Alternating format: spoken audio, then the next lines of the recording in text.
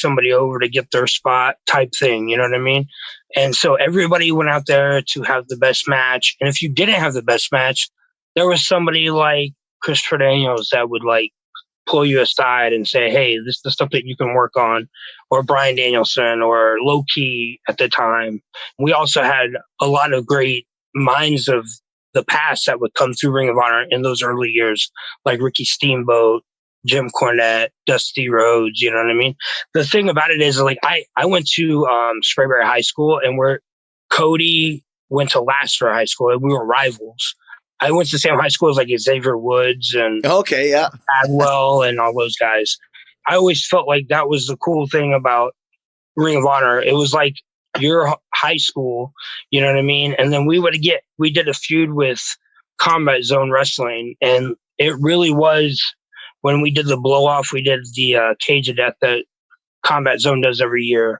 One side of the National Guard Armory in Philadelphia was CZW, and the other half was Ring of Honor, and they're trying to kill each other in the audience, you know what I mean, before we even get out there. And so, like, it was just that kind of thing was always great about Ring of Honor. I was very fortunate that I was really good friends with CM Punk, and he really looked out for me there. You know, that my first big feud was with him, and we blew it off, like, where he, you know, we're both standing on a steel cage. He gives me a superplex off the steel cage. Like, those big moments in my Ring of Honor career, like, I could never replace them with anything.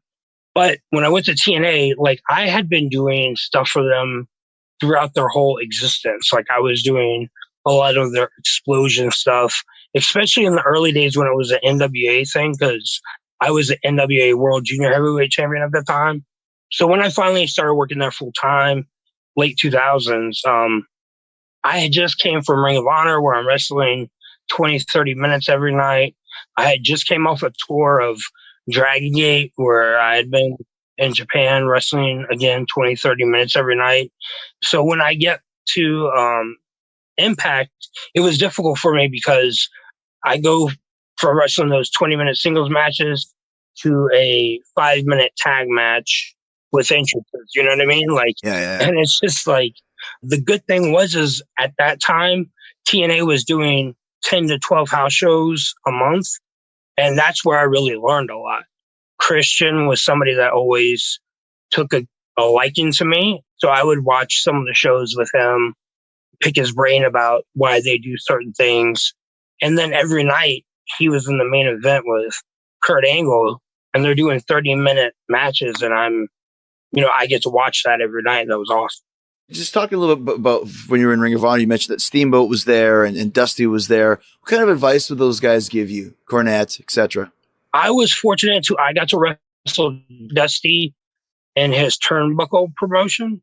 And so, like, Dusty was the person that taught me about moments in wrestling instead of, like how to do A, B, C, D. He taught me about the moment in wrestling.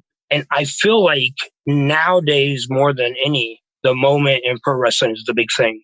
I believe that early Ring of Honor stuff was about, good technical wrestling.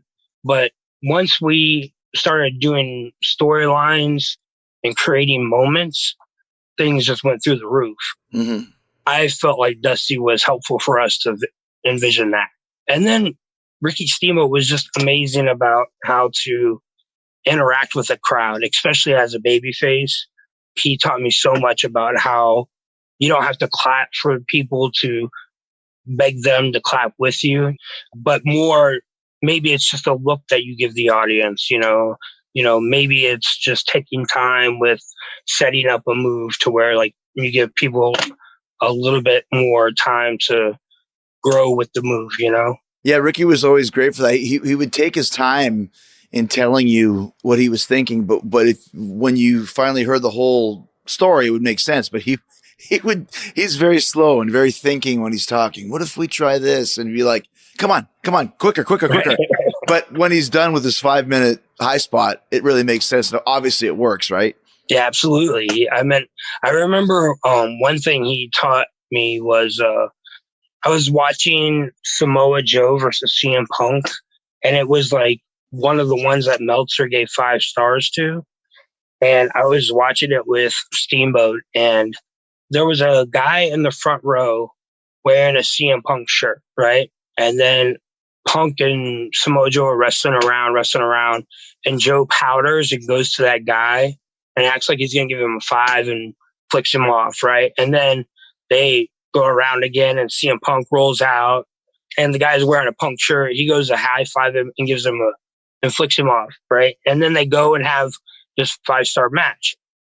Steamboat could not stop thinking about that, and he was telling me like, you could have alienated that fan to never want to come back again. Now everybody's focused on him, and both the heel and the face just healed him out. You know what I mean? That's a great point. Made him feel bad about being a fan. You never want that, you know? Yeah, absolutely.